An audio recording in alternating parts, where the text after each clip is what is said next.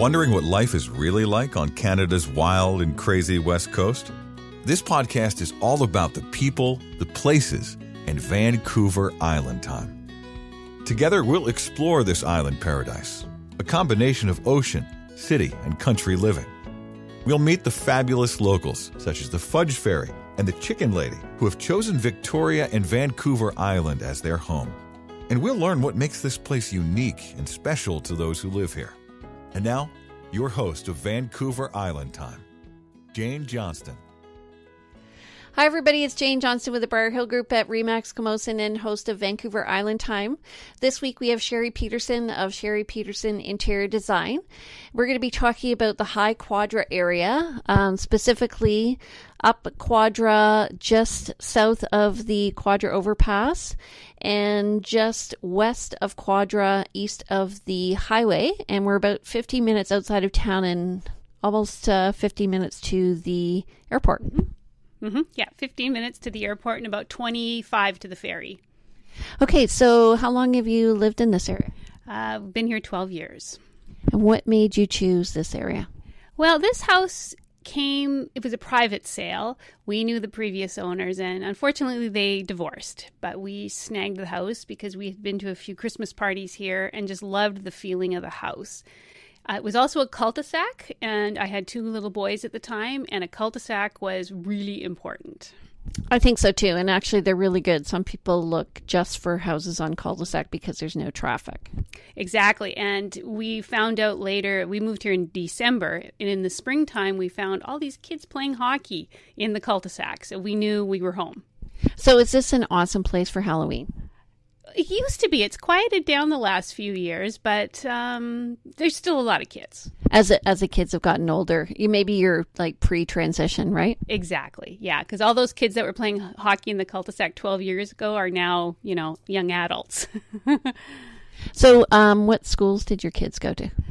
Rogers, Glanford, and then my older son graduated from Spectrum. My younger son is currently at the baseball academy at Lambrick. What do you think about those academies? I think we've had kind of mixed months. Some months were great, other months not so great. But you know what? It keeps a baseball glove in his hand during the winter, so nothing wrong with that. And he's happy there? He's happy there. It's a small school as well, so he's got a close group of friends. Yeah, and they have a good music program there, right? I don't know. I guess they do. So Glanford is over the highway. Yes. And how do they get there? They had to walk over the overpass. It's actually not that far. Our catchment school is Cedar Hill, which is crazy because it's 2 bus rides away, way up Mackenzie. Glanford was a 20-minute walk over the overpass. And do you find that your kids made friends with kids over there? Absolutely, yes. And many kids from this neighborhood that went to Rogers went to Glanford. Oh, just because it's easier. Exactly. Yeah. So do you find, what is there to see and do for kids in this area? Well, Beckwith Park is really, really close, and we've spent lots of time on the Lochside Trail, which is just through Beckwith Park. My younger son played baseball at Lake Hill, so again, that's just 10 minutes away. There's another park, Bernard Park, down between us and the highway, which was, the neighborhood park. And the bog is very close by for walking. Tell me about the bog. I actually work right across from it, but tell me, because it is kind of fascinating. Well, the bog is I guess it's a nature sanctuary, and it's a wetland, and they have a great duck population. And it's just under 5 kilometers to walk from here around the bog and back. So it's a really nice walk. We've done it Christmas Day. We do it in the summer. We can do it all year round. It's one of my favorite places to walk. Yeah, and it's called Rithit's Bog, and it's just north of Emily Carr, just south of Royal Oak and east of Chatterton Way. Really, really nice walk. Yeah, beautiful walk. Did you ever go to Swan Lake? No, because if I'm going to walk, I then will go to Beaver and Elk Lake where I can let my dog off the leash. Okay, and so is Rithit's Bog dog friendly? Well, on leash. So if I'm wanting an off leash walk, I go to Beaver or Elk Lake. So tell me about those parks. Well, I walk probably 5 times a week, and I go to Mount Doug at least 3 times, which is about a 12-minute drive. I go to Beaver Lake, or I'll go to the trails at Interurban, Camosun College at Interurban, or I'll do the bog. So there's a lot of walking around here in trails, and that's what I love to do. Okay, recreation for adults besides walking. As in, what else do I do for recreation? Well, I'd walk. There's also the Commonwealth Pool. Yes, of course. Yeah. We've spent many, many, many hours at the Commonwealth Pool. And for adults, of course, it's, they've got a beautiful gym and the pool. And then, all the classes that Saanich offers for yoga or Pilates or Taekwondo or whatever your heart desires. It's there. Yeah, and I think also they've got a great library right beside it. I forgot. Yes, the library is just a bonus, really. So you're kind of in between 2 different shopping areas. Where do you go to get your food? Primarily Broadmead, but then I'll go to Save on Foods near Uptown as well. I love this neighborhood because I'm so central. I can choose wherever I need to go, and I'm 5 to 10 minutes in any which direction. Yeah, and you also have Thrifties at Mackenzie. And Thrifties at Mackenzie, and Planet Organic up there as well, and London Drugs. Do you find I find I'm kind of habitual about where I go? Yes, my husband works for Jim Pattison, so recently we got a deal, 25% off all groceries. So we bought a whack of gift cards for Save on Foods, and that's where I'll be shopping for at least the next 6 months. That sounds awesome. Do you ever go to the Save on Foods Memorial Arena? No, we're not a hockey family. So we go if there's a concert, but we don't go for hockey. I saw Elton John there. Oh, very nice. Yeah, it kind of made me realize, that we've come up to the next level, that Elton John would come and visit. Wow, and he was in Vancouver last week. Yeah, he's really good. He doesn't quite reach the high range anymore, but he's good. Okay, so let's keep on the topic of food. Good places to eat. Well, Fireside Grill is our favorite place to eat. The Keg is close by on Quadra. Then there's Med Grill. There's Romeo's. We just got a Floyd's in our neighborhood for breakfast. I've been there once. There's the Villages up at Royal Oak too for breakfast. Somebody else mentioned that that's one of their favorite places. Yeah, easily. I probably go there once a month for an omelet. Yeah, really good. If we're going to go to the neighborhood pub, the Monkey Tree is really close by. So there's a nice variety of places to visit. So I went to the Monkey Tree pub when I was in university, but that was a while ago. What's the crowd like there? It's a mixed crowd. Yeah, because there is still university kids. There's middle age. There's people coming that have had baseball practice or baseball games at Reynolds. They'll come. It's still probably like it was when you went to university. It's oak and brass, but that's such an interior designer thing to say. Well, I notice these things. And what do you do downtown for entertainment? We don't frequent downtown a lot because we're so content here. My husband and I go out for dinner at least once a week, and we are happy to stay in our neighborhood. We really are. We really like Fireside Grill. Yeah, well, it's very good food too, right? And we find it's actually the same price as the Keg, and it's a much nicer atmosphere. And they have meeting rooms upstairs too, if you want. And I've also seen wedding receptions there. It's really nice. My husband had my birthday party up there this year. Awesome. I did find, what I'm finding right now is, well, you mentioned Floyd's has come into the area, but there's been a sort of changeover in the quality of foods that are being served. So I'm finding there's more choice. Like before at Broadmead, it used to only be Romeo's, and now there are a number of different places where you can choose to eat. But also on the West Shore, one of the, not that we're talking about the West Shore, but there's Botang. Have you heard of that? No. It's rated one of the top restaurants. It's on Pete Road. Got to go for it. Okay. Absolutely. I actually went to a dinner party around here, and he was the sort of celebrity chef for that party. It was really good food. So it's one of the places I'm going to frequent. Okay, and then your kids, what do they do? They're in high school, and your son goes to the sort of magnet school for baseball. And my older son is graduated. He graduated from Spectrum. So he's currently working out of the airport. He is a baggage handler. And he is hoping to eventually be a pilot, but we're thinking next year he's going to go to BCIT and take their aircraft maintenance program to be a mechanic. Oh, that's a great idea. Yeah, so he got the job out at the airport, and he's around airplanes, and he gets to talk to pilots, and he gets up and leaves for work at 4:30 in the morning, and he loves his job. Oh, awesome. I have a friend who's a pilot, so I can introduce him. Oh, great. Yeah. Do you find, so I recently met you at a networking group. Do you find for your business that it's easy to do work in Victoria? So thinking of somebody moving into Victoria and creating new relationships with people. It's a long time to build. But once you build, then you have loyalty. But I found that it took a while to build those relationships. And it was important to create those relationships rather than just advertise. I think that's the key. I think that's the key, too, because people do business with who they know, like, and trust. Oh, there's no question. And that's how you get your referrals. I mean, 100% of my business is relationships and referrals. So are you finding, what groups would you recommend a newcomer sort of attend to meet people? The running room.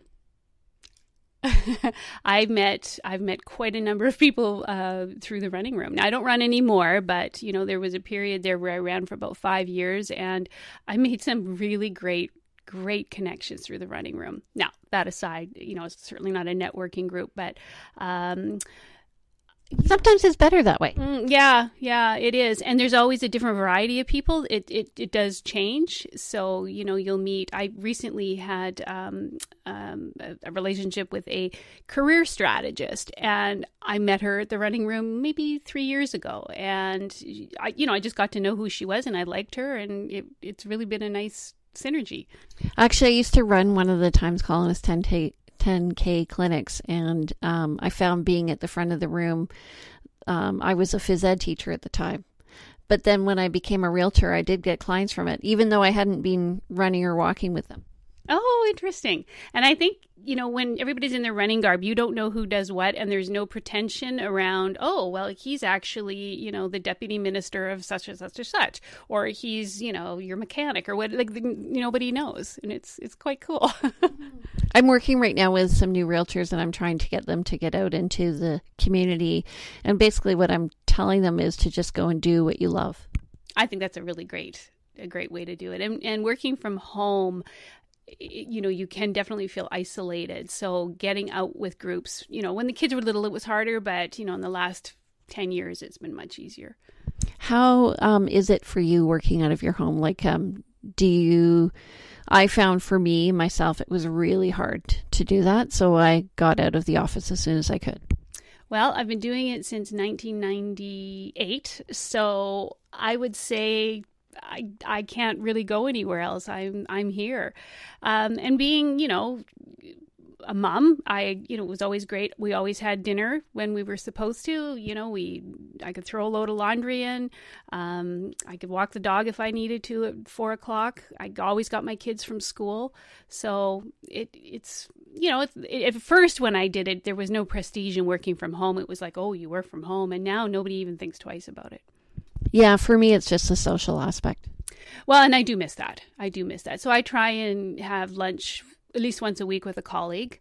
And I try and, like I said, just get out at least once or twice a week in the evenings as well. Are you from Victoria originally? I moved here in 1987. I came from Abbotsford. Okay, so you're a BCer. Yeah, born and raised. I found when I came here, I was doing a master's at UVic, but I worked in government, and that's how I made my first set of friends. Oh, okay. Yeah. No, I moved here, came to UVic, and then decided I wasn't going to leave. So. Me too. And then my family, like my brother and my parents eventually came over as well. So I know. Well, once you start posting those pictures of the warm blue skies in January, it does encourage a lot of people to come over. I know my friend posted a picture of snow in her backyard in Calgary yesterday. I said, I'm not going to post my backyard photo. My geraniums are still full. Okay, well, if you want to know more about the High Quadra area, you can contact me. I'm Jane Johnston with the Briar Hill Group at Remax Camosun. But stay tuned because we're going to be back. Sheri's going to talk about her business, Sheri Peterson Interior Design. We'll be right back. Vancouver Island Time is brought to you by the Briar Hill Group at Remax Camosun, Victoria, where we bring local expertise and global presence to your property. Hi, everybody. It's Jane Johnston with the Briar Hill Group at Remax Camosun, and we're back with Sheri Peterson, who was just talking about the High Quadra area. Sheri, you are an interior designer, and we are in your home office. And I have to say, when I came in and I saw your stairs, I thought, wow. You like my striped carpet. It's a very unusual choice. Well, I like it. It makes me smile. Where'd you get your inspiration? For the carpet? For your designs? My design inspiration usually comes from the surrounding of wherever I have a project. So if it's in park areas, then I'm going to look to the local trees or the local rocks or whatever surrounds me naturally.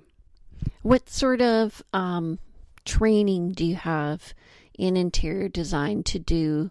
Like, what made you also decide to do residential interior design?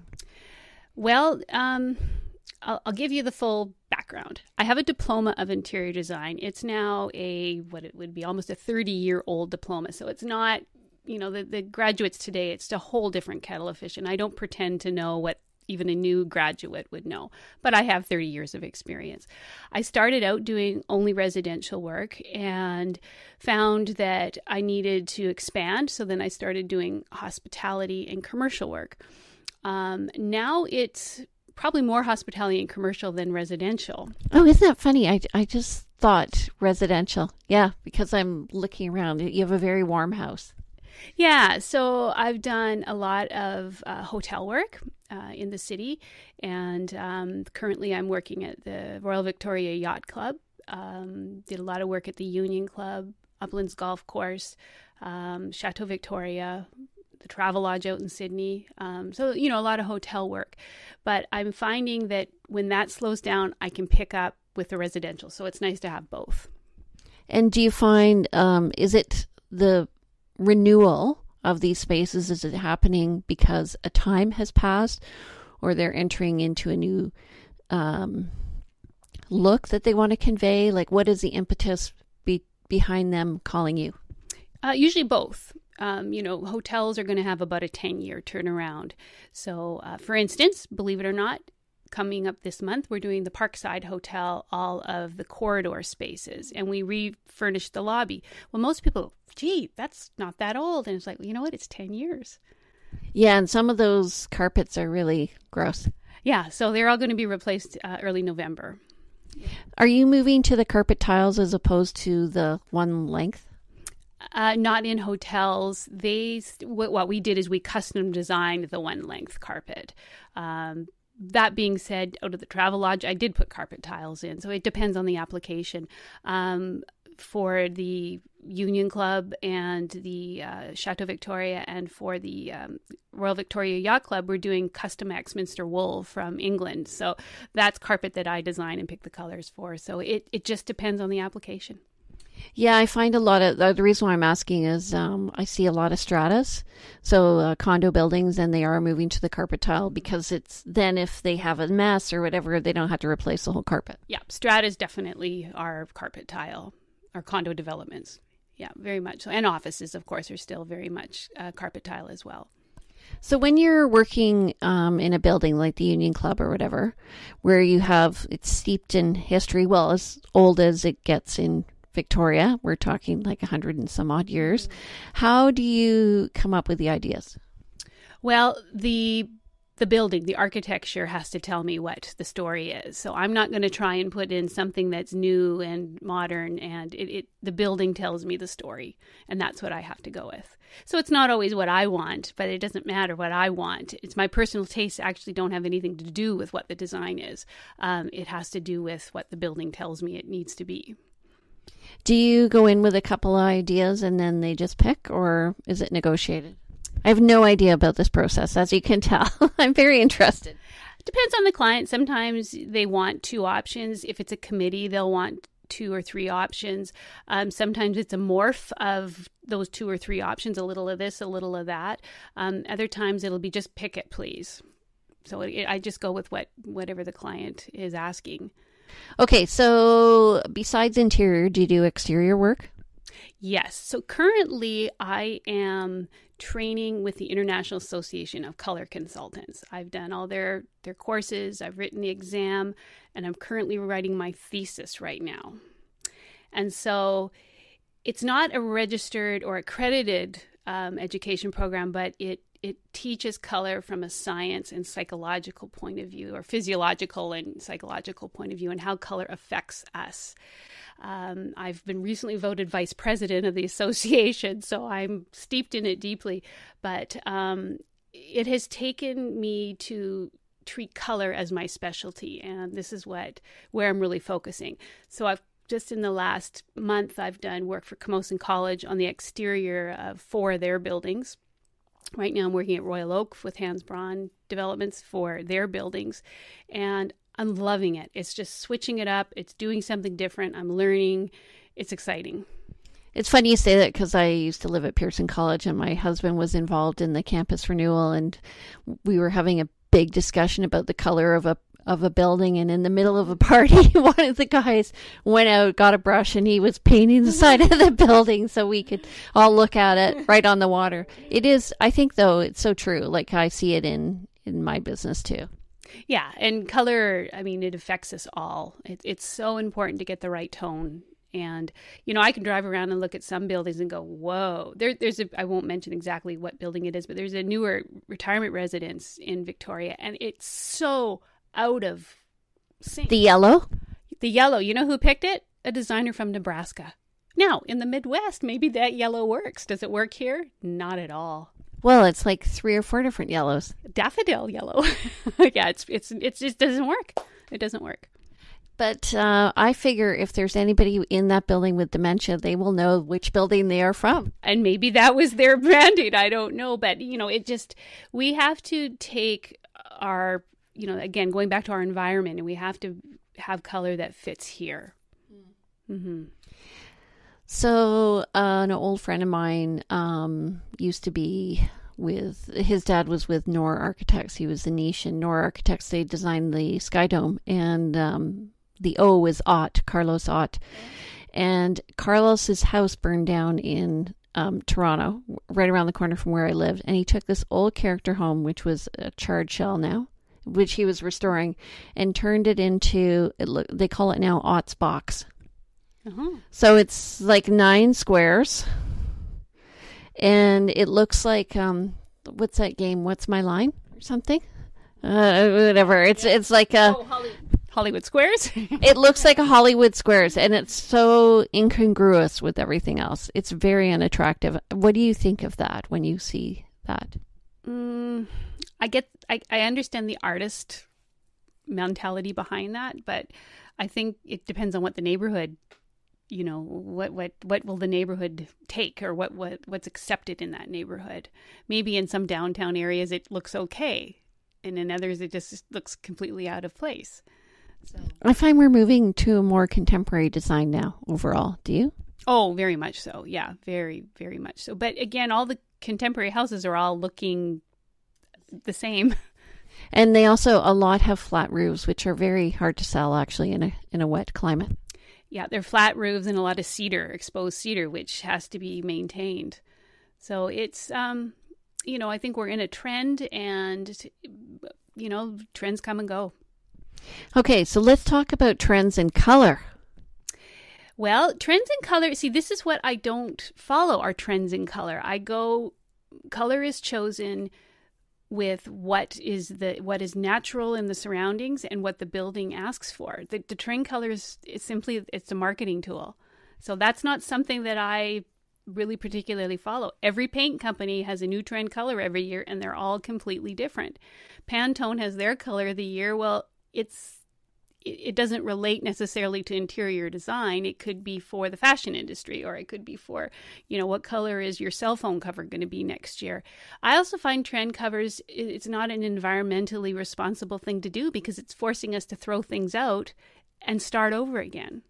So I would rather choose colors that have a longevity to them, have a story to them, and fit into the natural environment, and they belong. Mm-hmm. So let's talk about the psychology of the colors then. Tell me about some different colors and what feelings they evoke in people. Well, if we were sitting in a red room, we would feel agitated right now. If we're sitting in a room that's painted a soft green or blue, we're a lot more relaxed. If we're in a yellow room, we'll be more excited. Orange is also a very jovial, exciting color.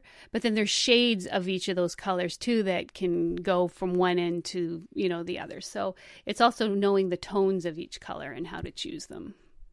Is it cultural too? Absolutely. Very much so. Yeah, very, very much so. And there's also, religious, meaning to some colors as well. And that's why you see, say, Mexicans have these crazy bright, intense colors that, a lot of North Americans would have a hard time living with. Right. I quite like it. My mom said to me once when I repainted a room, you remember when we had sponging? Yeah, I do. Well, that was a mistake. And the Santa Fe look? That was a mistake too.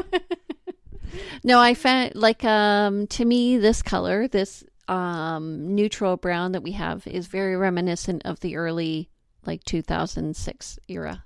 Yeah. And funny enough, my own office, and I haven't ever painted it. I moved in 12 years ago and I've never painted it. I've painted everything else in my house, but the thought of moving all this furniture and books, and I'm just like, oh. I just did paint my front door though, 2 weeks ago. I did notice that. It was very nice. Yeah. So it's called 10 Downing Street. It's black, very black. Very posh. Actually, that brings up a good question. So I have a client who has a house and their door is black, but it's got quite a big overhang, and the way it faces, it's quite shadowed.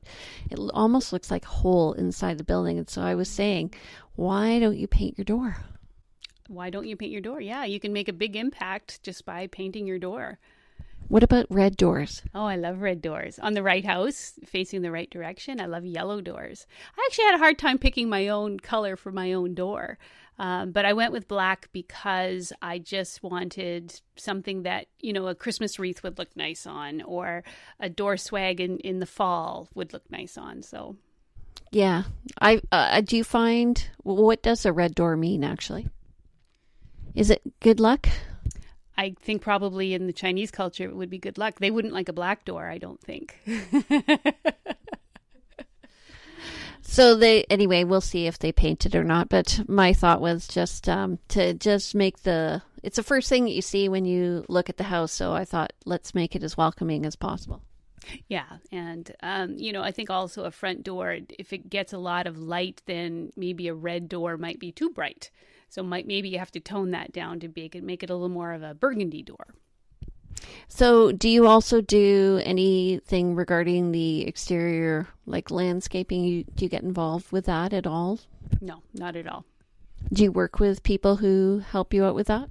No, because they usually come in after I do. So I don't really have unless there is a landscape person. On the team? On the team, yeah. Do you find right now that people have, are they affected by the trends, or do they listen to you when you're saying, okay, we're not going to go with this light blue color that's in right now that was in 30 years ago? Well, it would, again, depend on the house, the style of the house, where it is. I of course I pick trend colors. Right now, off-whites are in big time. Well, I pick a lot of off-whites. People like what they see. They like what they see in magazines. All I'm saying is I'm not going to pick color for like if it's someone's home, then that's their home. They have to be happy where they are, whether it's a trend color or not. But if it's a public space, that's where I'm going to stay away from trend colors. Like at the Union Club, you're not going to be picking, trend colors there. So what about working with couples? You become a marriage counselor. Yeah, you're the neutral party. And so I actually find that I save people a lot of time and stress, because I can go in and say, this is what you need. And they're not buying little cans of paint, try things out like your friend was at Pearson College.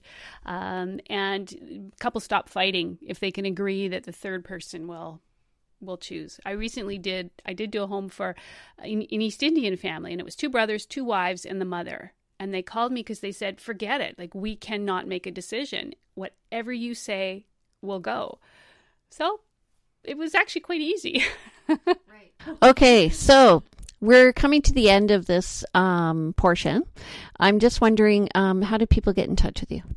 Probably through my website's best, because they can email me there. So it's www.sheripinteriordesign.com. Okay, and how do you spell Sheri? SHERI, and then P as in Peter, interiordesign.com. Okay, awesome. All right, so now you know more about interior design and the brains behind how to save your marriage.